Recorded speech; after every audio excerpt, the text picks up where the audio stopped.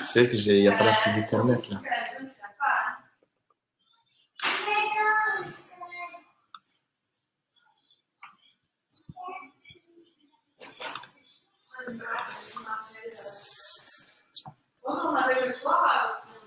Salut à tous. Salut à tous. Est-ce que vous nous entendez?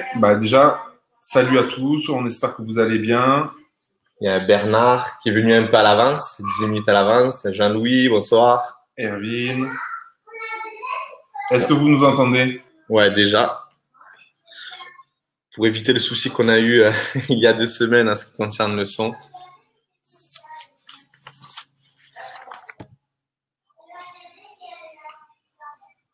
Bonsoir Christelle. Ah, c'est vrai qu'il y a la petite émission de TPMP qu'on m'a ressorti aujourd'hui à cette heure-ci. Bonsoir Vanessa, bonsoir Isabelle. Est-ce que vous nous entendez? Oui, Erwin, 5 sur 5, c'est bien, super. C'est royal. Merci de répondre OK déjà. Donc on est ravis de reprendre ce webinaire. Ouais. C'est vrai qu'on s'était un peu arrêté, mais on s'est dit autant reprendre les bonnes habitudes. Hein, puisque tu vas devenir papa une seconde fois. Eh oui, ouais, voilà, on en profite parce qu'après je vais être un peu bloqué, donc ça va être un peu plus compliqué. Voilà. Donc voilà, sujet intéressant. L'idée est venue de toi. Hein, ouais, parce que voilà, grosso modo, moi j'accorde, même toi quand même, hein, on accorde une grande importance au branding et à la marque en elle-même, que ce soit une marque, une vraie marque ou une pseudo-marque quand on se lance. Voilà, donc j'accorde beaucoup d'importance dessus. Toi aussi, quand même, par rapport aux boutiques qu'on monte, etc. Et c'est vrai qu'on avait envie de le mettre en avant ce soir et d'expliquer ce qu'on pouvait faire avec le branding en 2018. Est-ce que pour toi, avant de commencer un peu en détail, est-ce que pour toi il est important quand on fait de l'e-commerce et après il y a différents types d'e-commerce. Est-ce que si tu fais du dropshipping, est-ce que ça va être délicat de créer une marque avec du dropshipping? C'est délicat, oui et non, dans le sens où j'aime bien commencer par une pseudo-marque, on va dire. C'est-à-dire une marque, en fait, qui n'est pas officialisée, qui est libre un peu partout, que ce soit un nom de domaine .fr, .com, sur les réseaux sociaux, Facebook.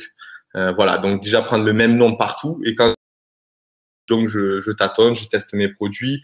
Et dès que j'arrive à cibler la thématique qu'il faut, voilà, hein, je dépose tout et ça commence à faire du stock, concrètement. Donc là, on va essayer de faire un webinaire. On va s'arrêter à 1 heure. On va essayer de faire grosso modo 30-40 minutes de live et après questions-réponses. Voilà, on va essayer de tenir la cadence d'1 heure. Voilà, et désolé Catherine hein, pour les enfants, le bruit, c'est vrai qu'on est à la maison chez Ulrich et il y a ma petite qui braille, donc je vais lui dire, je vais lui couper la langue, ça sera plus simple. Allez, c'est parti. Alors voilà, pourquoi miser de plus en plus dans la création de marques? Donc on va commencer globalement une marque. Elle permet à vos clients de distinguer vos produits de ceux des concurrents, sortir en quelque sorte du rang et ne plus se confondre avec la multitude des marques qui existent sur le marché déjà actuellement. Alors une marque aussi, elle est considérée comme une garantie de qualité stable.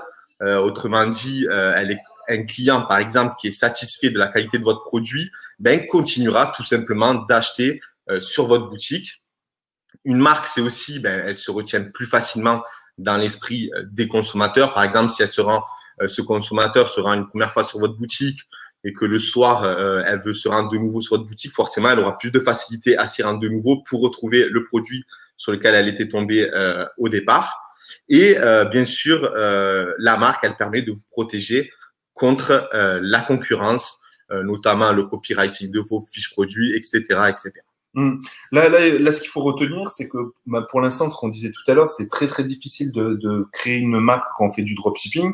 Mais nous, on est en train de tester des diverses solutions en dehors d'AliExpress qui vont vous permettre justement plus tard pour les dropshippers de créer une marque dans le sens où on pourra mettre un logo soit sur le produit, soit sur le packaging, soit même rajouter un petit mot directement dans l'enveloppe.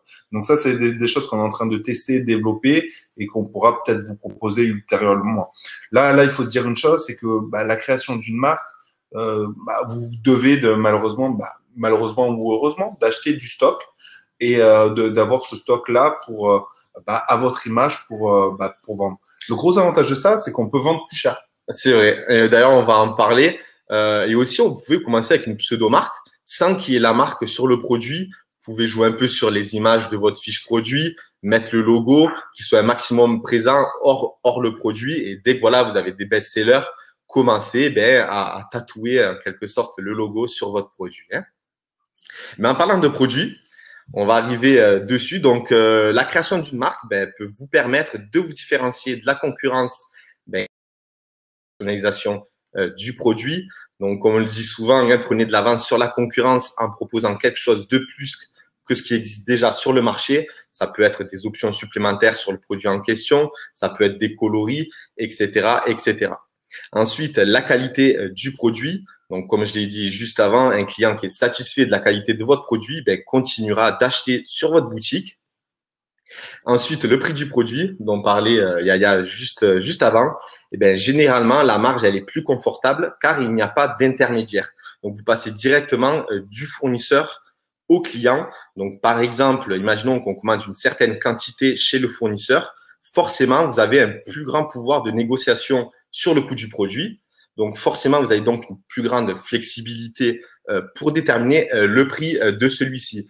Donc, après, encore une fois, selon la stratégie que vous allez mettre en place en amont, est-ce que vous allez avoir plutôt une stratégie agressive et proposer un prix en dessous-dessus de la concurrence ou bien proposer un prix supérieur, mais il va falloir le justifier grâce au branding, la qualité du produit, etc. Moi, je peux vous montrer un exemple concret que vous pouvez, ne refaites pas la même chose. Encore une fois, le but du jeu, c'est de vous ouvrir l'esprit là-dessus. Mais par exemple, on va redonner l'exemple du moule à pancake en silicone. Exactement. Voilà, qui est rouge. On l'identifie par sa couleur rouge et il y a d'autres produits en silicone de la même manière. Demain, vous pouvez créer une marque de moules en silicone. Vous allez voir le fournisseur, vous lui dites, écoutez, au lieu d'avoir ce même moule en silicone en rouge, j'aimerais l'avoir en gris anthracite. Et dans un packaging de qualité, de suite, si vous le mettez en avant, si vous mettez en avant le produit, la marque, le packaging, etc., ce même produit, vous allez le vendre beaucoup plus cher. Et dans le copywriting, j'irai même plus loin. Ce que vous pouvez faire, c'est que vous pouvez dire que ce produit, il est de meilleure qualité que celui du rouge, alors que c'est exactement la même chose au final. Et en plus, lorsque vous tapez n'importe quoi, moule à gâteau, moule pancake, etc., c'est vrai qu'on retrouve toujours le même, le rouge, celui d'AliExpress.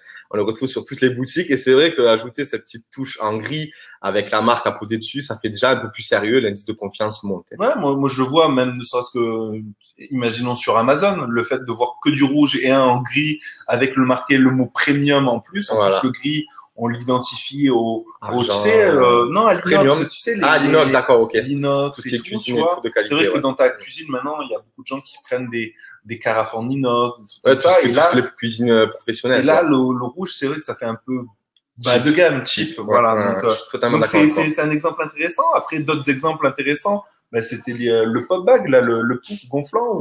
Un bon projet à toi.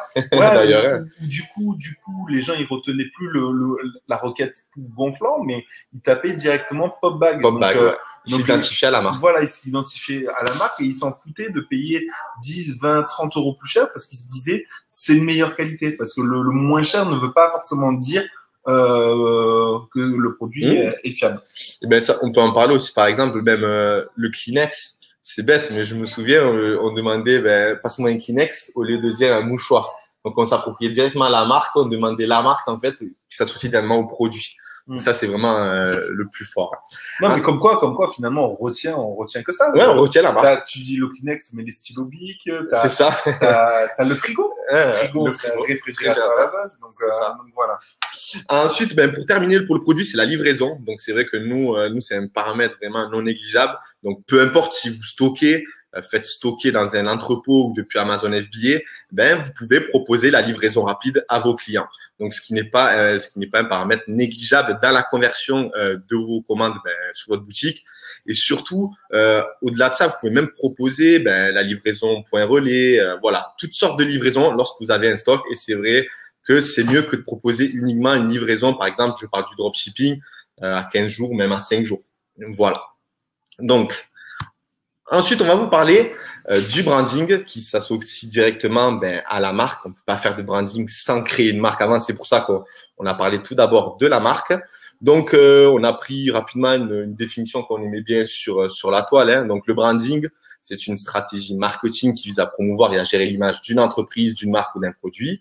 Et il regroupe l'ensemble des aspects intervenant dans l'image de marque d'une entreprise. Voilà, donc il y a le style d'expression, donc la façon dont vous allez vous communiquer, que ce soit sur les réseaux sociaux, sur votre fiche produit, la façon dont vous allez vous adresser en fait à votre audience, tout simplement, la description de la qualité de ces produits, comment vous allez mettre en avant les points forts de votre produit, comment le copywriting finalement, les valeurs de la marque, son logo, est-ce que vous allez faire un logo tout simple ou bien vous allez le rendre un peu plus complexe, qui va être en adéquation avec le produit ou l'ensemble de vos produits, sa charte graphique, son identité visuelle. Voilà, grosso modo, c'est tous les paramètres qu'on va utiliser qui vont définir tout simplement le branding.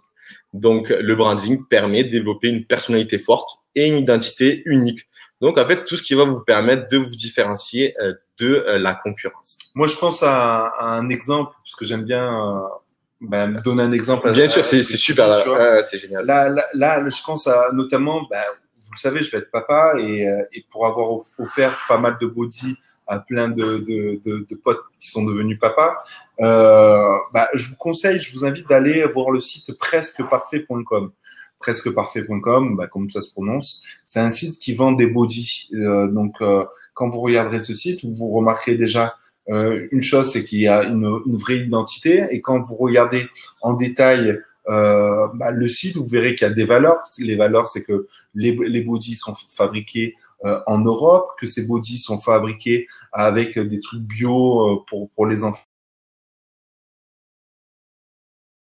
Et vous remarquerez que on a tous acheté des bodys à Kiabi ou à Orchestrao, etc. Mais vous remarquerez que les bodys quand même 25 €. Et quand vous allez sur une fiche produit, vous remarquerez qu'ils mettent en avant forcément le body, mais ils mettent en avant aussi le packaging.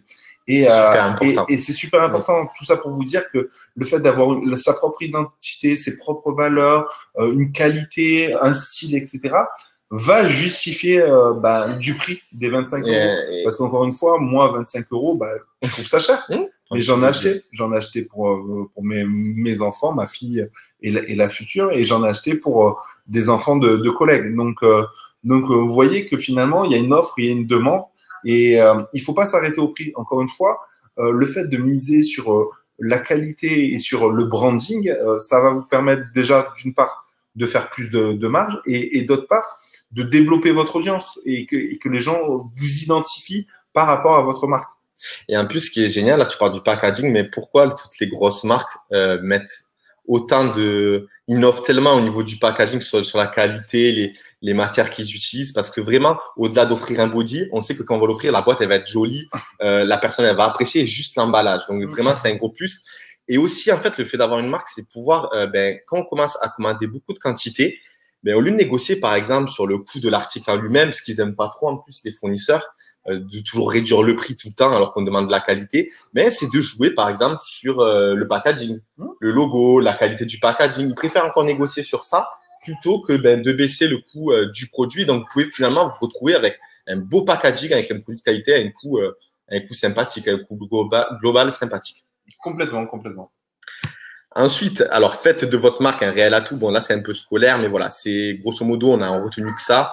Donc, c'est définir l'identité de l'entreprise, créer son histoire et faire vivre cette histoire sur les réseaux sociaux, sur votre site internet. Mais finalement, en fait, c'est toujours la même chose. Quand on vous recommande souvent quand vous créez une boutique, de mettre un petit concept dans le footer ou autre. Vraiment, prenons l'exemple, si je monte une boutique d'équitation, c'est bien que ce soit deux passionnés, par exemple, qui créent cette boutique, parce que c'est mieux qu'une boutique généraliste où on va retrouver tous les sports. On va dire quand même c'est deux passionnés qui adorent l'équitation et ils nous proposent, on sait, les meilleurs produits dans l'équitation. Donc forcément, l'indice de confiance va peut-être plus sympa meilleur du moins qu'un site comme Decathlon qui vend une selle ou un truc spécialisé, quoi. Exactement. Moi, j'aime bien aussi reprendre l'exemple d'un live précédent par rapport à Slow Elegance, par exemple. Déjà, moi, un vrai conseil, c'est ne voyez pas, si vous voulez vraiment vous faire une marque sur le long terme, déjà, payer ce qu'il faut pour la création d'un logo. Déjà, c'est super important. Complètement. Avoir un logo à 10 balles, à 5 euros par jour, machin, c'est bien pour débuter, etc.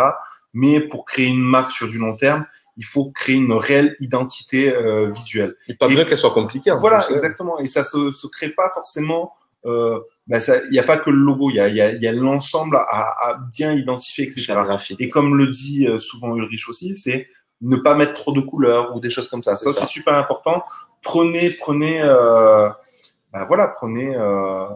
en considération ça. Très bien, exactement. Et en parlant d'histoire, voilà, c'est établir un vrai lien entre votre marque et vos clients, tout simplement. Donc, pour conclure, le branding, il vous aidera tout simplement à vous démarquer de vos concurrents, comme on l'a assez répété, en convainquant, par exemple, le plus de gens possible que votre produit est le meilleur, que ce soit à travers des campagnes publicitaires sur Facebook. Voilà, vous mettez en avant la qualité de vos produits, etc. Il renforcera du moins la valeur de votre offre.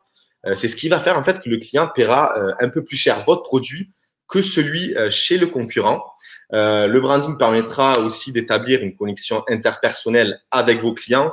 Alors, grosso modo, c'est d'établir un lien affectif avec vos clients en faisant, par exemple, des placements stratégiques de produits auprès de célébrités, des people, en utilisant Instagram, les vecteurs Instagram, Snapchat, et qui reprend en fait les valeurs de votre marque. Et en fait, le branding permettra de fidéliser vos clients, par exemple en ayant un SAV nickel, en étant transparent avec eux sur la façon de fabriquer vos produits, etc., etc. Ouais, là, je vois le commentaire de Sylvain aussi, avoir un slogan, un slogan. C'est assez sympa. Moi, je vois plusieurs sites que je connais de clients ou d'amis ou de machin. Je pense notamment à des sites tout simples, Men Génération. Vous allez sur le site mengeneration.com. C'est non, c'est bon. Okay. Vous y allez tout simplement Men Génération, Men, voilà. Et vous voyez, c'est un site. Bon là, il est sous PrestaShop. Il est sous PrestaShop et tout, mais vous voyez qu'il est plutôt bien fini. Vas-y, va dessus. Voilà. On va y aller dessus vite fait. Hop là. Donc eux se concentrent beaucoup sur le référencement naturel, c'est leur principal levier d'acquisition de trafic. Mais après ils ont aussi beaucoup les marketplaces et du Google AdWords. Quand vous regardez ne serait-ce que le logo au tout début, Men Génération, MEN comme ça. Je crois que c'est tout simple, mais ça a été réfléchi. Voilà, ça a été réfléchi quand vous allez dans le footer tout en bas. Quand vous allez dans le footer tout en bas, on dirait, c'est cousu comme un caleçon, etc. Et tu vois, mais moi, c'est ces petits détails qui font vraiment la différence et qui me dit qu'il y a eu un travail qui a été fait. C'est comme un caleçon. Même on le voit sur l'étiquette ici. L'étiquette. Je crois que j'ai un pop-up ou pas qui va mal s'afficher. Ouais, voilà. Ça a été vraiment travaillé, même tout en bas. Attends, vas-y. Voilà, pour pas éviter PrestaShop. Voilà, ça a été même ici au niveau de l'étiquette, ça a été même travaillé parce que ça reprend vraiment l'étiquette éducation. Et là, quand vous regardez en détail, c'est que il prend un produit entre guillemets basique, donc qui est le caleçon, les sous-vêtements pour hommes, etc. Et du coup, il s'est créé une niche et il a travaillé à fond cette niche. Avec un vrai code couleur, donc le gris foncé et le bleu. Et voilà. Il l'a pas quitté, quoi. Et il a fait ça jusqu'au bout. Donc voilà, un exemple intéressant. Et puis, comme je le disais tout à l'heure, presqueparfait.com, qui est aussi un très, très, très bon exemple. Presque parfait. On va vous le montrer.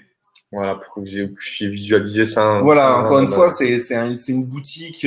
Et après, il y en a plein. Vous avez Archiduchesse, vous avez le site même il y a le site français, je l'adore. Voilà, vous avez Fago. C'est des marques où ils s'en entre guillemets pas ils s'en foutent du prix, mais pour eux le prix il est justifié complètement. Et ça en devient presque une marque entre guillemets de luxe dans le sens où on achète le produit parce qu'on en a besoin, mais on achète aussi parce que c'est une marque et qu'on est sûr de la qualité, tout comme moi qui achète un iPhone. Tu vois, mais c'est vrai que par exemple, tu achètes un jean, tu vas voir la personne, voilà, tu dis le prix, tu dis voilà, je l'ai payé 150 balles ou 100 balles, peu importe. La personne elle fait ah ouais putain tu l'as payé cher. Ouais mais c'est du Calvin Klein ou c'est du Go Boss. Il fait ah ouais mais c'est normal. En fait, direct, parce que pour eux, ils savent que Hugo Boss, voilà, c'est l'image qu'ils ont voulu donner à cette marque. Ils ont réussi à le Tout faire. ça pour vous dire que faire du dropshipping, c'est bien, mais il y a du bon et du mauvais là-dedans, dans le sens où c'est vrai qu'on nous dit souvent, oui, mais créer une marque, ça veut dire acheter du stock, etc. Mais bon, on n'a rien sans rien dans la vie. Et tout ça pour vous dire que faire du dropshipping, ben, vous allez vendre des produits cheap. Certes, ça peut être de qualité, mais vous allez vendre des produits un peu cheap, quoi. C'est Voilà, ça. tout simplement. Qu'on retrouve partout. Voilà. Et en fait, il n'y a plus de rareté, quoi. c'est ça. Mm. Et on va en parler tout à l'heure, Ouais. mais le fait de créer des marques, ça vous donne aussi d'autres opportunités réellement. Exactement. Donc voilà, donc on va vous présenter, on va rapidement passer sur 3 cas concrets. Donc Chilton, grosso modo, c'est une marque rugbywear qui vend des vêtements de luxe sportswear. C'est une marque avec laquelle j'ai travaillé pendant plusieurs années, en plus de mes business alignés à côté. Voilà, donc elle a un stock entrepôt, grosso modo, qui livre ses produits pour les boutiques physiques, mais aussi pour la vente en ligne. Et elle a aussi un stock Amazon FBA dédié au marketplace. Voilà donc grosso modo le schéma pour Chilton, donc de la logistique, etc. Zocart, c'est une marque, je pense que beaucoup connaissent. C'est une marque made in France de bijoux. Voilà, on a tenté l'aventure avec un stock en atelier. Donc, on fabrique directement les bijoux depuis un atelier et on les envoie depuis cet atelier. Et enfin, Locart, qui est une marque de maroquinerie. C'est une marque dont les produits sont chez Amazon FBA directement. Voilà. Donc, on va parler maintenant de la montée en puissance des marketplaces, notamment de Amazon, et on a un spécialiste d'Amazon. Donc, je vais te laisser un peu la parole. Voilà. Grosso modo, moi, c'est vrai que dans mes formations, quand je dis aux gens de commencer dans l'e-commerce ou sur Amazon, je leur dis pas forcément de créer une marque, mais plutôt une pseudo-marque. Mais c'est vrai que pour du long terme, il est important de créer sa marque parce que c'est ce qui va vous permettre de durer dans le temps. Réellement, ça va vous permettre d'avoir un vrai branding. Les gens, ils vont acheter vos produits par rapport à ça et ça va vous protéger aussi du squattage de listing. Le squattage de listing, c'est le fait que quelqu'un se mette sur votre fiche produit et vende un produit similaire moins cher. Le fait d'avoir votre packaging, le fait d'avoir votre propre produit à votre image, c'est vraiment ce qui va vous permettre de bien convertir. Encore une fois, quand vous tapez une requête simple, câble iPhone tressé, non, c'est bon, câble iPhone tressé, vous allez voir énormément de fiches produits, de listing de fiches produits sur Amazon. Et qu'est-ce qui va vous différencier? Ça va être le fait d'avoir la marque, peut-être un packaging, le fait d'avoir un beau visuel, etc. J'ai une petite question. Comme tu es spécialisé d'Amazon. Voilà, il y a le squattage qui marche très bien. Donc, c'est une stratégie qui ramène rapidement du cash pour investir dans du stock. Je voulais savoir aussi, en fait, j'ai l'impression que quand on crée une marque et qu'on attaque d'abord Amazon, c'est investir sur du long terme. C'est-à-dire que déjà, personne ne pourra squatter ta fiche. Et par exemple, si tu investis sur des clients on leur demande de tester le produit, de mettre en avant, par exemple, si on a 50 avis ou peu importe, on sait que c'est du moyen et long terme où on peut plus avoir de risque limite parce que on l'a travaillé, on sait qu'on a investi tant, mais personne ne prendra la. Je suis d'accord avec toi. Après, encore une fois, pour créer une marque sur Amazon, ça a un coût. Voilà. Un coût et encore une fois, les stratégies que je peux donner, tout est en fonction de votre budget. Encore une fois, si demain tu as du budget que tu peux, parce que quand tu crées ta propre marque, ton listing il se retrouve en 4e, 5e, 6e, 10e page sur Amazon et l'objectif c'est de le mettre en première page pour commencer à vendre. Après, si tu as une stratégie de référencement pour avoir de la visibilité directement sur Amazon ou si tu fais du PPC, c'est l'équivalent de Google AdWords sur Amazon, tu peux vendre directement. Après, toujours est-il que le fait d'avoir une marque sur une niche bien précise, c'est que les gens, quand ils apprécient un produit, généralement, ils veulent aussi l'autre gamme. Ça, on le voit dans certains trucs. Exactement. Moi, il m'est arrivé d'acheter des produits de cuisine ou des produits pour un collègue, pour des animaux, etc. Et une fois que tu es habitué t'as validé un produit, tu veux l'ensemble des produits. C'est ça. Surtout quand tu en as besoin. Même un exemple concret, des housses de couette. Il m'est arrivé d'acheter des housses de couette sur Amazon et le fait d'avoir des housses de couette de meilleure qualité parce que c'est du 57 fil en 100% coton, etc. Une fois que j'ai validé une marque, ben, ça m'a pas empêché d'en reprendre d'autres, même si on paye beaucoup plus cher. Pareil pour, je te donne un exemple, ben, les câbles iPhone. Combien de fois j'ai acheté des câbles iPhone pas chers sur Amazon et je me suis rendu compte que c'était de la merde. Voilà, Pas. Même moi, j'en ai vendu sans faire exprès. Tu vois, que finalement, ils étaient de mauvaise qualité. Et des fois, tu es prêt à payer 1 euro, 2 euros plus cher parce que, bah voilà, c'est de meilleure qualité, le packaging est travaillé, etc., etc. Et surtout, ça peut être aussi des produits que tu offres à quelqu'un. Et le fait d'avoir un packaging de qualité va te permettre de vendre mieux, etc. Et dans l'exemple qui a noté sur le slide, en parlant de Shilton, c'est que ça va t'ouvrir les portes à d'autres marketplaces. Parce qu'on parle tout le temps de Amazon, mais tu as la Redoute qui est spécialisée dans la maroquinerie, dans les vêtements, etc., dans le linge de maison, etc. Tu as Spartoo qui est plus dans les vêtements, les chaussures, Zalando, etc. Ce qui est fou avec l'histoire de Shilton, c'est que on a commencé, j'ai eu la chance de rentrer dans le bouleversement entre la boutique physique et la boutique en ligne. Donc j'ai été là depuis le début. C'est là où j'ai fait mes premières marques dans un peu tout. Bref, c'est en travaillant le référencement naturel, en fait, c'est la Redoute qui sont venus vers nous parce qu'ils ont vu en fait une vraie valeur ajoutée à travers la marque Shilton. Voilà, être inspiré le rugby, voilà, grosso modo. Voilà, ils faisaient des vêtements de qualité et c'est vrai qu'ils avaient envie d'attaquer cette thématique sur la Redoute. Donc ils nous ont carrément démarché. Voilà ce qui peut vous arriver lorsque on peut venir vers vous et vous proposer même des places là où il y aura personne. Surtout, je parle de vos concurrents. Donc, par exemple, nous, le fait que la Redoute nous a proposé de mettre le catalogue chez eux, ça a fait un réel tournant. Hein. C'est un gain de visibilité énorme. C'est juste incroyable. Vous imaginez même pas ce que la Redoute, tous les milliers et millions de consommateurs, ne serait-ce qu'au premier jour des soldes. C'est c'est juste qu'on a vu ça, vraiment c'est magnifique. C'est pour ça que il faut pas Amazon, c'est super, mais ça c'est une marketplace où tout le monde peut grosso modo aller. Et après voilà, le fait de travailler le branding, la marque, voilà, il y a d'autres marketplaces thématiques comme la Redoute où il y a le vêtement, vous pouvez pas y aller tout le temps, mais voilà, quand elle commence à avoir de la valeur et qu'elle commence à avoir du vécu, de l'expérience et tout ça, vous pouvez être amené à apparaître sur ce genre de marketplace. Moi, j'ai juste envie de vous faire réfléchir à une chose, c'est pourquoi vous ne faites pas, après vous le noterez sur papier, vous réfléchirez là-dessus, mais pourquoi faire plein de produits et pas un ou deux produits, mais les faire bien.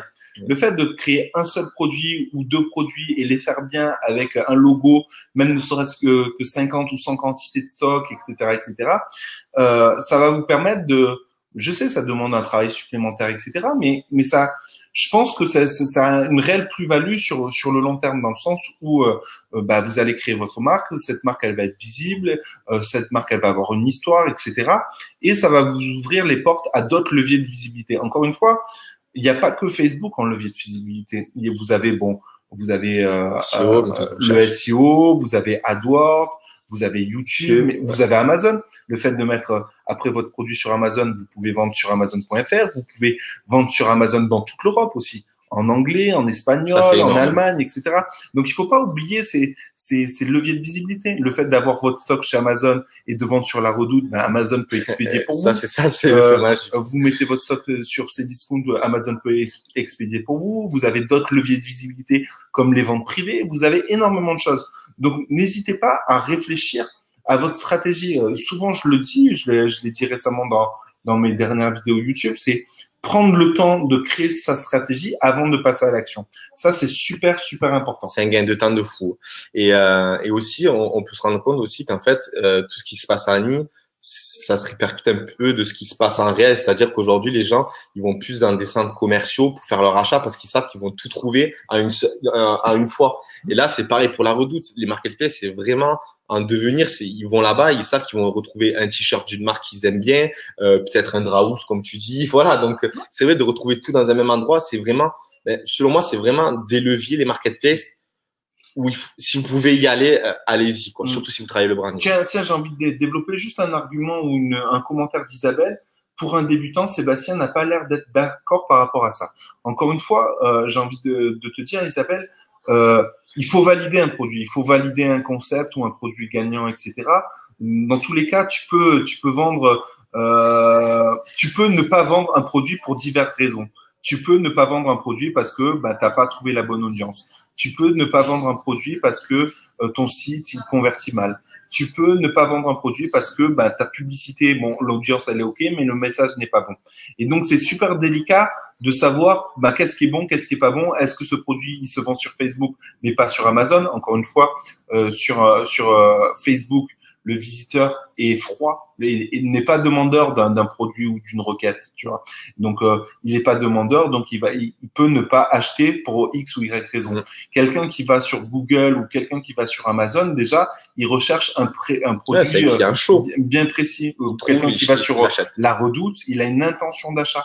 Donc voilà, encore une fois, la stratégie de Sébastien, elle est bonne, mais elle est bonne pour le dropshipping. Là, on parle de branding, donc c'est créer une marque, c'est donc avoir du stock, et donc c'est l'e-commerce, on va dire, un peu plus traditionnel. Après, ce webinaire, il est pas là pour vous dire créer une marque et faites du branding directement.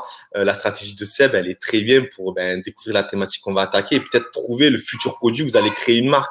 Vraiment, là, nous, on fait les deux. Donc, on fait des tests de produits. Ensuite, on crée ou pas la marque s'il y a besoin. Il y a aussi des produits éphémères. Voilà, on pousse énormément le produit pendant 6 mois et après, on passe à autre chose. Pas besoin de créer de marque. Donc, ça dépend vraiment des stratégies. Là, l'objectif, c'est vraiment de vous sensibiliser à ça. C'est qu'une fois que ton site, par exemple, il marche bien en dropshipping et que tu as trouvé un produit gagnant, ben, ça vaut le coup de le travailler peut-être avec un site monoproduit. Ça vaut le coup peut-être de créer sa marque, une vraie identité pour pourquoi pas le proposer sur divers autres leviers tout simplement. Complètement. On va passer à la prochaine slide. Donc voilà, comme je vous l'ai dit, la marque Chilton qui se trouve, il y a quand même 266 produits. Ça, c'était un screenshot que j'ai pris cet hiver. Donc voilà, il y a 266 produits qui étaient là. D'abord, ils mettent en avant les promotions, les anciennes collections et ensuite les prix force partout. Pareil, c'est vrai que c'est une marque de chaussures un peu, on l'identifie à ça, mais ils font aussi, voilà, on vend aussi, ils nous arrivent à faire pas mal de ventes aussi avec Spartoo. Donc, pour en revenir juste à Chilton, c'est moi maintenant je m'habille, voilà, vous le savez, je suis grand et Chilton répond parfaitement à mes exigences par rapport aux vêtements, à mes attentes et du coup. Maintenant, je n'achète plus que ce produit-là. Pourquoi? Parce que j'ai trouvé une marque typique qui correspond à mes attentes et du coup, je vais plus taper Polo, XL, machin sur Google, machin. Je vais taper directement Chilton et je vais faire ma sélection directement de produits. Et je suis devenu un très très bon. Tout ça pour vous dire que il y a des très très bonnes marques qui font ça. Je pense notamment à Envie de fraise, où sa niche c'est les femmes enceintes, etc. Où ils ont créé une vraie identité et les gens ils tapent directement le nom de la marque pour arriver sur le site. Et c'est vrai que ça marche très très bien pour les vêtements. Mais quelqu'un qui le fait très très bien aussi, Thermomix. Pour les robots multicuiseurs, tellement de marques. Voilà, vous avez énormément de marques. Moi je connais des marques super sympas. Une connaissance qui a créé une marque de brosse à cheveux, Madame Paris sur Amazon, donc qui a créé une marque, une identité. Il a créé d'abord sur Amazon. Il a créé uniquement sur Amazon dans un premier temps où il mettait son stock sur Amazon. Il vendait dans toute l'Europe, donc il fait venir maintenant des conteneurs, etc. Et ensuite, il a créé sa propre boutique. Voilà, exactement. Dans un second temps, il a créé sa boutique, mais toujours est-il qu'il a axé sa communication sur le produit de qualité, etc. Et vous vous rendez compte que finalement, sur Amazon, vous avez des tonnes de brosses lissantes, mais ça n'empêche pas d'en vendre aussi des tonnes tous les jours parce que Amazon, c'est le premier site mondial e-commerce et encore une fois, vous pouvez en vendre en France, mais aussi dans toute l'Europe. Génial. Ensuite, Spartoo, voilà, c'est un exemple. Et elle s'occupe même de vos campagnes AdWords. Pourquoi j'ai ajouté cette phrase? Parce que voilà, Chilton, on a très bien travaillé son référencement naturel. Donc, on se trouve en première position en prenant la requête, par exemple, de Polo Rugby. Et on peut s'apercevoir qu'en fait, les marketplaces où est placé le produit, tout simplement, elles travaillent à notre place. Donc, on n'a pas de budget à allouer à AdWords ni quoi que ce soit. Amazon le font à notre place. La Redoute le fait à notre place, partout également. Donc voilà, on peut voir vraiment, même tout à l'heure, j'ai encore cliqué la requête. Donc pour vous montrer en live. Voilà, on a tapé Polo Rugby depuis un navigateur privé pour éviter les… Réactualise juste. Hop. Et là, du coup, c'est à droite et maintenant c'est là. Donc tu vois, là, ça… Et voilà. Voilà, donc peu importe, vous avez bon le premier résultat naturel et voilà, donc quelquefois à droite ou à gauche, on se retrouve avec voilà comme le Polo Rugby Shilton. Des fois en fait, selon AdWords comment il alloue le budget, il y a des produits plus là déjà plus on en est en fin avance que de d'autres. journée aussi. On est en fin de journée, donc le budget il a été certainement voilà alloué. Et surtout, c'est pour vous dire que ben vous voilà, vous n'avez pas de personne à contacter pour s'occuper de vos campagnes AdWords. On vous le fait à votre place. Voilà, c'était vraiment à ce sujet-là que j'avais envie d'intervenir. Là, une petite question intéressante de Bernard qui demande à partir de quel niveau on peut créer une marque. Sébastien parle d'un produit gagnant qui fait 10 000 euros par jour. Donc, tu peux créer une marque avec beaucoup moins. Déjà, le fait de créer une marque va présenter plusieurs avantages sur les sites monoproduits et on aura l'occasion d'en reparler peut-être demain ou peu importe. Déjà, le fait d'acheter du stock, même ne serait-ce que 50 quantités, tu vas pouvoir avoir des prix intéressants. Donc même avec logo, etc. Il suffit ne serait-ce que de faire 10 ventes par jour pour que ça soit rentable. Si tu fais 10 ventes par jour, ça te fait 100 pièces sur 10 jours. Tu peux mettre ton stock chez Amazon. Le gros avantage, c'est que tu vas au lieu d'avoir un délai de livraison de 10-15 jours, en délai de livraison, en 24 heures, le client il sera livré. Donc, c'est un argument supplémentaire. Donc, tu vas même pouvoir te permettre de vendre plus cher le produit. Et encore une fois, vaut mieux avoir 10 shops qui font que 10 ventes par jour qu'un seul shop qui fait 100 ventes par jour. Dans le sens où si un jour, il y a un shop qui ralentit, ben encore une fois, tu te feras du bénéfice. Après, encore une fois, c'est à toi de bien calculer, de faire ton calcul de marge. Je te donne un exemple concret. Un produit où tu fais 3 euros par jour et tu fais 10 ventes, ça te fait 30 euros par jour. Sur 30 jours, ça te fait 900 euros. Ouais, donc 900 euros juste sur un site monoproduit. Je trouve ça, pour commencer, je trouve ça pas si mal dans le sens où tu fais juste du Facebook, site monoproduit, mais demain, tu as la possibilité de le vendre sur Amazon. Donc, tu vas avoir des ventes sur Amazon aussi. Tu vas aussi avoir des ventes si tu le mets sur d'autres marketplaces. Tu vas pouvoir aussi le vendre sur une requête. Demain, tu vends, je te donne un exemple, qu'est-ce que je sais pas, un agenda pas cher, voilà. tu vois. Si tu crées un nom de domaine agenda-pascher.com, tu peux te positionner. Même si on va voir après que ça change pas mal, on va vous le montrer après. Oui, on va vous le montrer après, mais tu peux après aussi même te faire d'autoconcurrence, on vous le montrera après. Aussi. Il y a plein de choses à faire. Donc tout ça pour te dire que 10 000 euros par jour, c'est énorme, c'est énorme. Tu peux, je te dis, si tu fais 10 ventes par jour d'un produit régulièrement, bah, tu peux en faire un site monoproduit et le développer et te dire, bah, je fais 10 ventes avec Facebook, mais je vais peut-être faire 3 ventes avec AdWords, je vais peut-être faire 3 ventes avec le SEO, peut-être 5 ventes surtout qu'avec une même marque, tu peux avoir plusieurs produits, quoi. Voilà. Et après, je pense qu'il faut pas identifier un seuil particulier pour créer une marque. Après, Thierry, concernant le dépôt de marque par rapport à l'INPI, est-ce qu'il faut le faire au début ou non? Pas besoin. Pas besoin. Voilà, c'est dès que ça commence à prendre, franchement, dès que tu commences à faire au moins 20 ventes par jour, là, tu commences à protéger ta marque au cas où, parce que tu te dis, il y a un réel potentiel. Et n'oublie pas une chose, c'est que si tu vends un produit en monoproduit, après, ce site monoproduit peut devenir un site multi-produits parce que tu vas vendre des produits additionnels ou complémentaires. Donc, n'oublie pas ça parce que ça pourra augmenter ton panier moyen, par exemple. Et surtout, si vous voulez protéger sa marque, j'avais quelque chose. La marque surtout, Thierry, prends le réflexe quand tu crées une pseudo-marque, j'appelle une pseudo-marque, une marque en fait qu'on n'a pas déposée à l'INPI, c'est de voir si le nom il n'est pas déjà pris quelque part, parce que des fois il est libre en .fr et en .com par exemple, mais il n'est pas libre sur Facebook.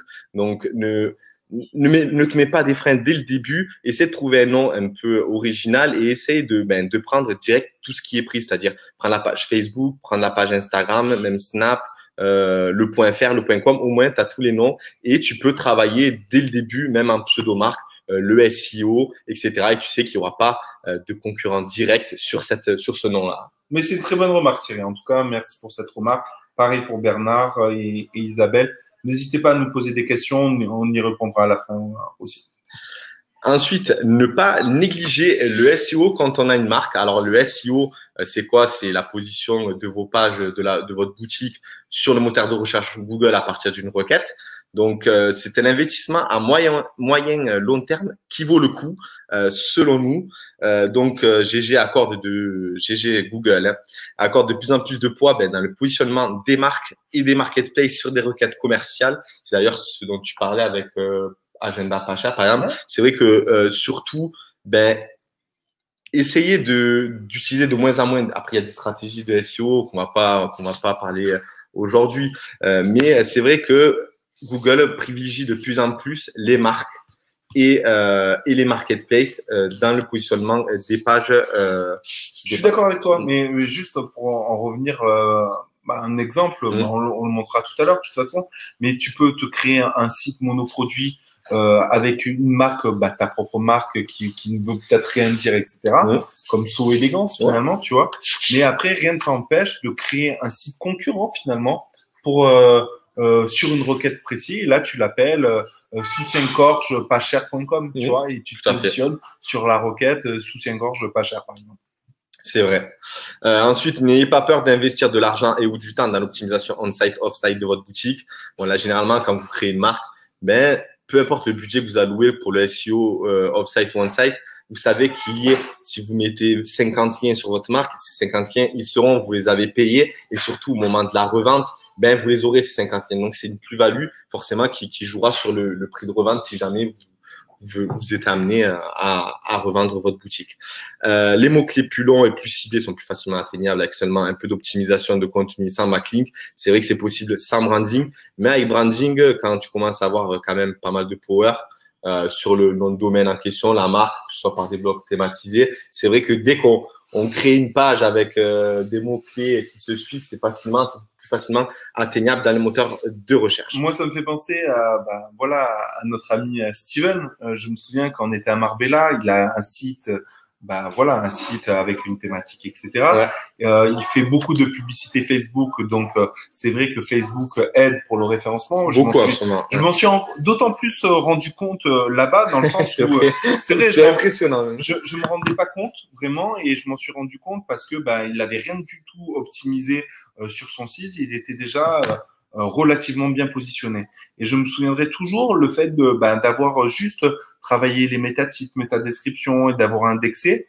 De suite, il s'est retrouvé en début, en top 3 positions, etc. sur Google et sans backlink, quoi. Et surtout que les niches, c'est bien, c'est parce que des fois, tu te retrouves sur des mots-clés où il y a beaucoup de recherches et il y a peu de concurrence.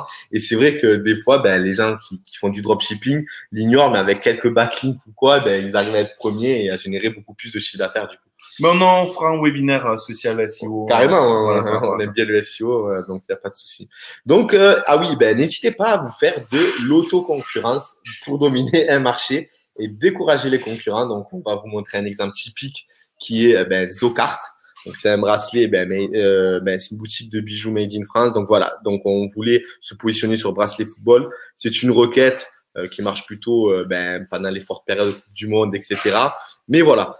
Ceci étant dit, on a toutes les images correspondant, mais c'est des bracelets de Zocart ou bien de Foot Élégance. Donc, Foot Élégance, en fait, c'est une seconde pseudo-marque qu'on a montée avec Yaya et tout simplement qui vient combler le reste des résultats sur la requête bracelet football. C'est-à-dire que la personne qui va sur Zocart, si jamais il n'achetait pas le produit, vous voulez pas l'acheter chez nous, juste après il y a Foot Élégance. Et Foot Élégance, c'est encore nous. Donc dans tous les cas, on va continuer à vendre des bracelets football, que ce soit sur Zocart ou Foot Élégance. Donc voilà, se faire d'autoconcurrence, ça permet aux concurrents de pas venir nous gêner dans les premiers résultats de recherche. Et c'est vrai quand on a des requêtes comme bracelet football, on va pas taper sur toutes les requêtes pour s'en procurer un. Je suis d'accord pour quand on achète une maison, on va voir toutes les agences qui proposent et négocier sur le tarif, mais généralement les 3 premiers résultats, si vous y êtes, vous avez fait le taf. Moi, je me souviens à l'époque où je faisais beaucoup de produits vus à la télé, dès qu'il y avait un produit à la mode qui sortait sur Téléshopping ou quoi, on faisait fabriquer notre propre produit avec notre propre marque par les Chinois, donc en mode pas contrefaçon, puisqu'on faisait des modifications pour les modifications nécessaires. Mais je m'amusais avec ma femme à faire plusieurs sites, et je me faisais de l'autoconcurrence. Il m'est arrivé d'avoir jusqu'à 5 sites aux 5 premières positions normal sur Google.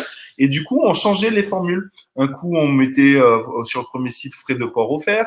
L'autre, on mettait d'autres frais de port. Et je me souviendrai toujours, je suis allé même plus loin dans le concept. C'était les Abdo Circle, c'était une machine de sport, etc. Et j'avais créé un petit slogan. Donc, je pense notamment à Sylvain qui parlait de slogan. Et moi, mon slogan sur Abdo Circle France, il s'appelait à l'époque, c'était la patience paix.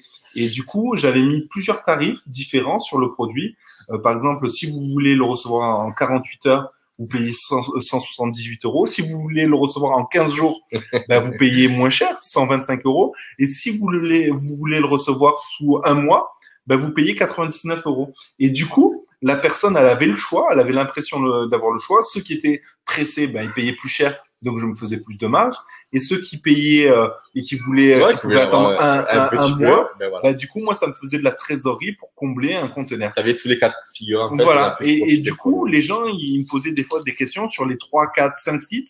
Et des fois, ils prenaient le plus cher, des fois le moins cher. Non, ouais. Et parce que des fois, psychologiquement, les gens ils se disent, c'est plus cher, donc c'est de meilleure qualité. Surtout que les gens, ils n'ont pas tous les mêmes paramètres. Hein. C'est vrai qu'il y en a qui il faut une fixette sur la livraison, d'autres non, c'est pour autre chose. Donc c'est bien de jouer sur tous ces leviers et de convertir.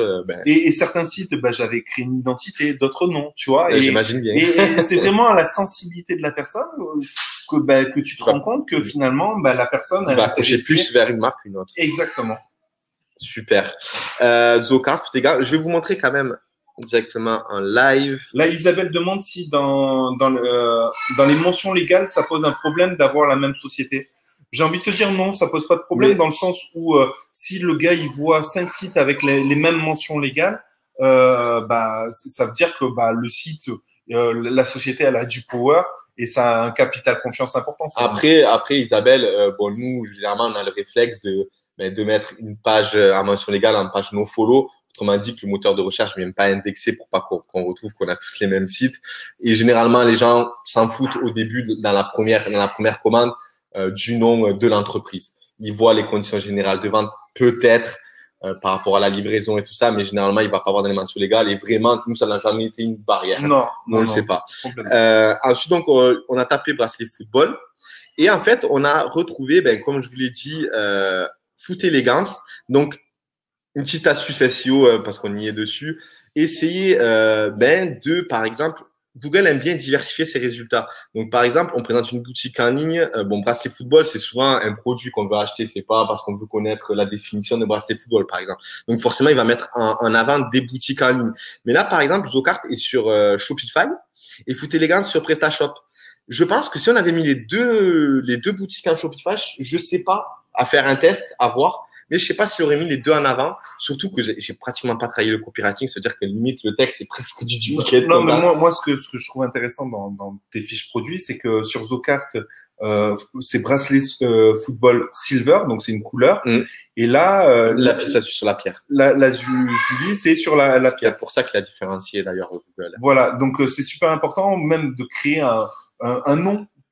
Certains certains, pas t-shirts, mais tu fais, c'est un truc Mozart ou des choses comme ça, tu vois, et on sort un nom, quoi. Complètement. Donc, on revient à la petite diapo. Voilà, donc pour l'autoconcurrence. Laurie qui demande mais combien de shops vous avez ouvert tous les deux? En fait, tu continueras. Après, par contre, là, on aurait, ouais, c'est vrai. Mais, je rebondis encore une fois. Derrière, on fait du made in France. Donc, c'est vrai que ça nous a posé un petit problème, mais on aurait pu très bien aller sur Amazon.fr et aussi apparaître au-dessus. Donc, vraiment, on aurait pu combler carrément toute la SERP sur cette requête-là. Bref, toute la SERP, du moins les premiers résultats. Ensuite, la force du branding sur les réseaux sociaux. Donc, ne croyez pas, mais croyez pas. Je veux dire, ben, vous le savez tout comme nous. Ben, Facebook fait de plus en plus de mises à jour. Pourquoi? Parce que ben, les dropshippers se multiplient et ben, souvent on présente ben, des produits pas forcément de bonne qualité ben, à l'audience de Facebook. Donc, il durcit. Donc, encore, mais c'est encore plus un levier à exploiter le branding dans le sens où si c'est des produits de qualité, forcément, vous allez avoir des retours et des avis bien meilleurs sur votre page.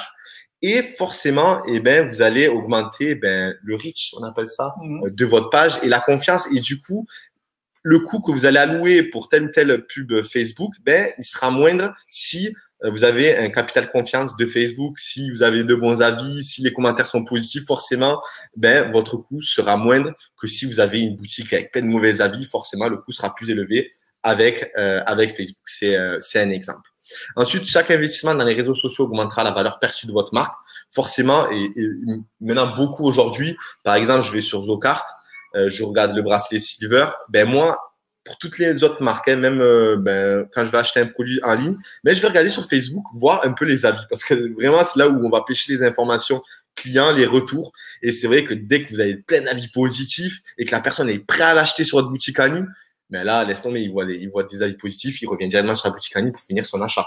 Donc vraiment, voilà, c'est la force du branding sur les réseaux sociaux, elle est juste énorme.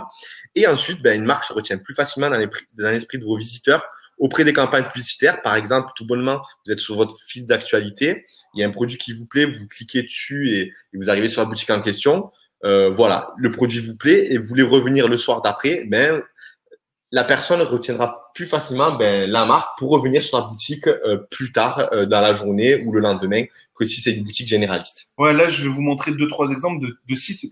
Visuellement, les sites, ils sont pas très, très beaux, mais l'intention, elle est magnifique et la conversion, elle est très, très bonne parce que ils ont une très, très bonne conversion, une très bonne communication.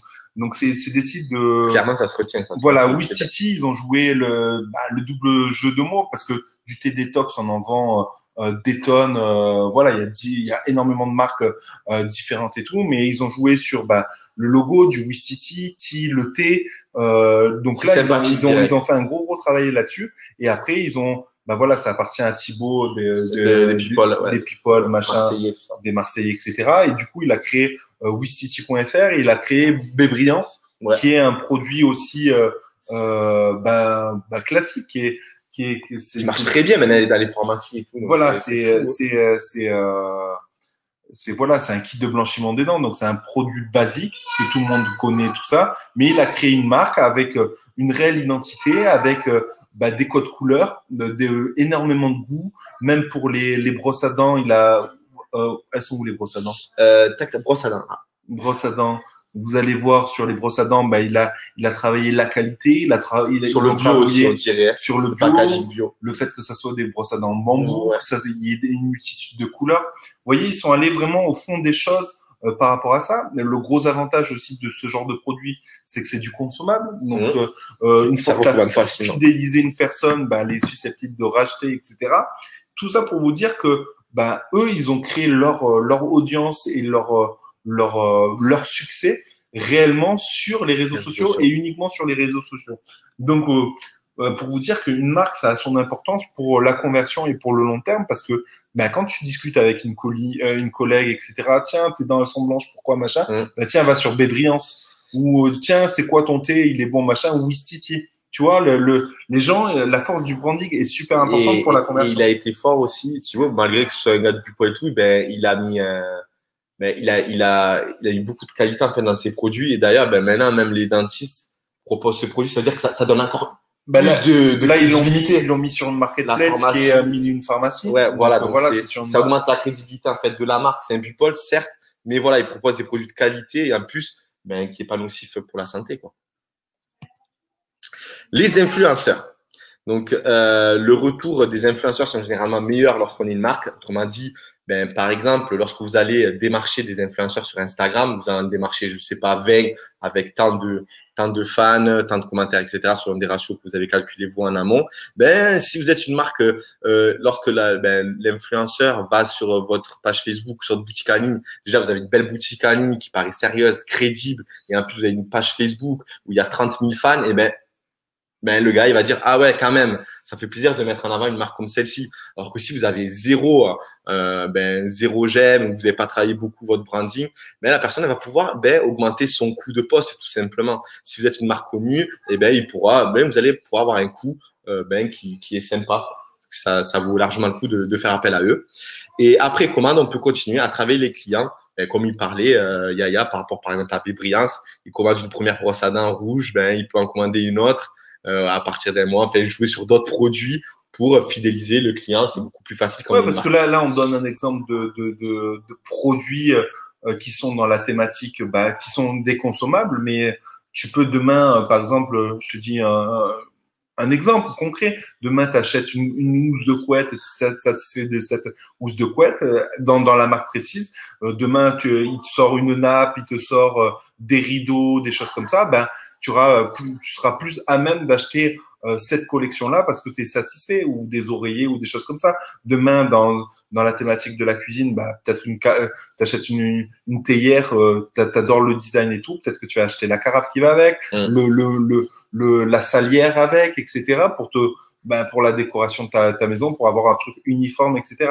Donc encore une fois, voilà, je sais que beaucoup d'entre vous faites du dropshipping et que c'est pas forcément familier tout ça, mais on essaye de vous sensibiliser et de vous ouvrir l'esprit par rapport à ça, parce que c'est des arguments importants pour vendre, et c'est surtout ça vous donne d'autres objectifs aussi. Voilà, d'autres objectifs, mais c'est surtout accès à d'autres leviers de visibilité. Et ça, il faut surtout pas le négliger, parce que comme le disait Ulrich tout à l'heure avec Chilton, le fait de mettre un polo Chilton sur la Redoute, la Redoute va faire de la publicité sur Google, ou va faire de la publicité sur Facebook, ou va faire du retargeting, pareil pour Amazon, etc. Exactement, donc il faut pas oublier toutes ces notions-là. Ils en allouent du budget en plus. Voilà, exactement. Et à eux seuls, c'est un levier de visibilité. Donc exactement. Ça, il faut pas l'oublier.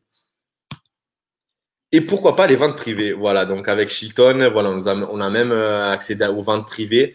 Et même à private sport, donc encore un levier supplémentaire pour écouler les stocks de fin de collection. Hein.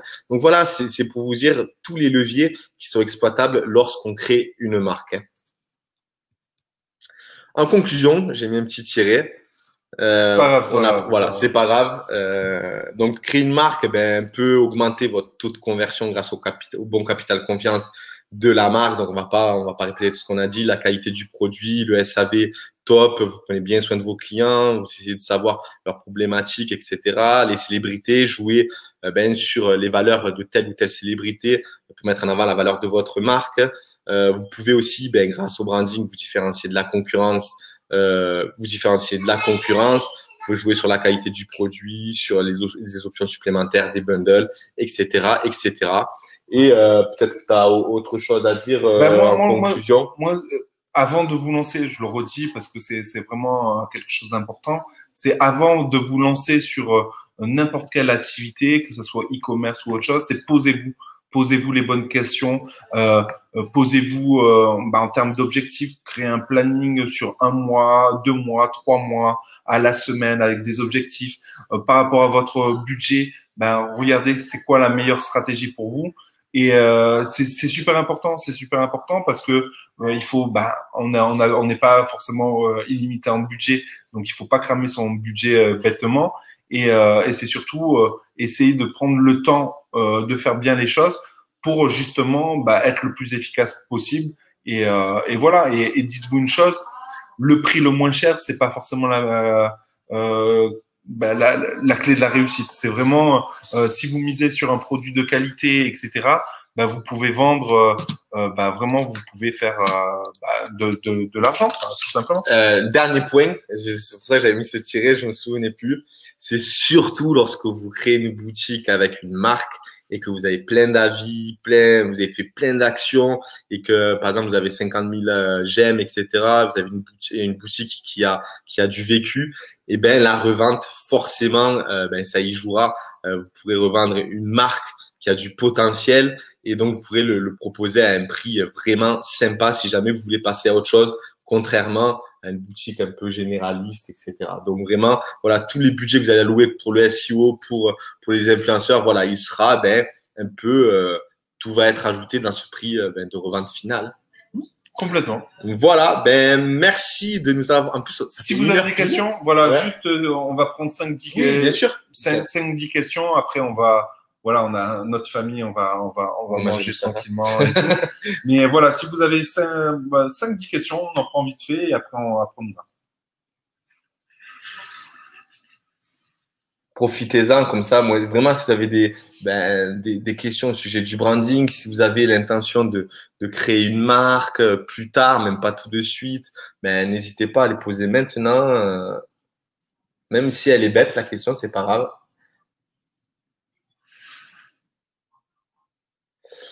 Encore une fois, il a dit. Quel est votre budget pour démarrer? Honnêtement, nous, en ayant fait des tests, franchement, pour 2000 euros, 1500, 2000 euros, tu peux commencer à créer une marque. Voilà, encore une fois, quand tu crées une marque, tu vas pas créer une marque sur plein de produits. Tu te concentres sur un, deux produits, mais tu le fais bien. Tu le fais bien. Après, en termes de levier de visibilité, ben, tu vas commencer à avoir Amazon. Donc, il faut allouer du budget pour la visibilité sur Amazon. Mais après, après, tu te concentres à créer un site monoproduit et faire du Facebook, etc. Et ne serait-ce que faire du Facebook, Shopify et Amazon, bah déjà, tu vas pouvoir vendre extrêmement bien. Et c'est surtout, ça va t'ouvrir d'autres leviers de visibilité qui n'ont pas de coût. Le fait de mettre à la Redoute ou ailleurs, ça engendre pas forcément de coût. Il y a une question à laquelle on n'a pas répondu. Si notre produit est bien référencé par une marketplace, comment reprendre la meilleure position backlink? Voilà, ben, grosso modo, il y a le netlinking, c'est-à-dire des liens extérieurs vers ton site. Clairement, hein, il va falloir jouer sur le netlinking pour passer devant les marketplaces. Certes, la marketplace elle est devant, mais normalement, tu dois pas allouer tant de budget que ça pour passer devant. Certes, c'est des marketplaces, elles sont puissantes, mais généralement, Google, quand tu es la marque officielle, elle prend rapidement le dessus sur la marketplace. Voilà.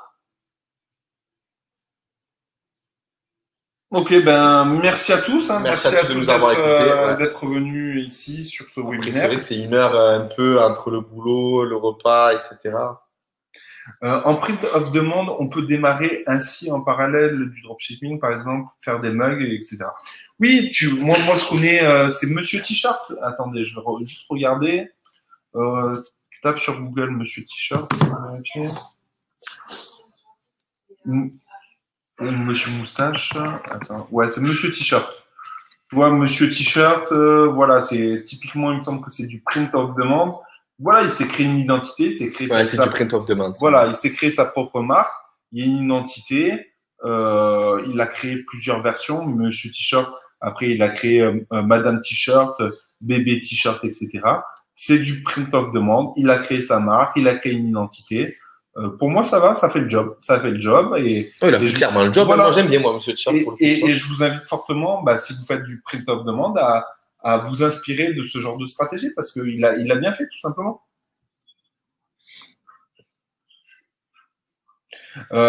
Des conseils ou si tu as conseillé pour trouver des bons noms de marque, des slogans, etc.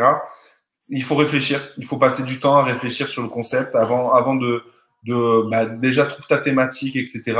Nous, tout ce qu'on a créé, on s'est creusé la tête pour ça et malheureusement, tu peux pas inventer. Voilà. Des fois, c'est vrai qu'il y a des noms de marques qui arrivent rapidement à l'esprit, mais soit il est pris. Donc forcément, il va falloir creuser de plus en plus d'ailleurs parce que il y a souvent déjà des marques qui sont mises en place. Donc c'est vrai, essayer de voir un peu les significations avec d'autres langues, jouer avec des mots. Mais c'est vrai que c'est selon la thématique que tu attaques, c'est plus ou moins compliqué à créer son nom. C'est vrai que c'est une question. Des fois, on met plus de temps que selon l'inspiration. Et sinon, fais-le faire par quelqu'un. Voilà. Si jamais vraiment tu bloques là-dessus.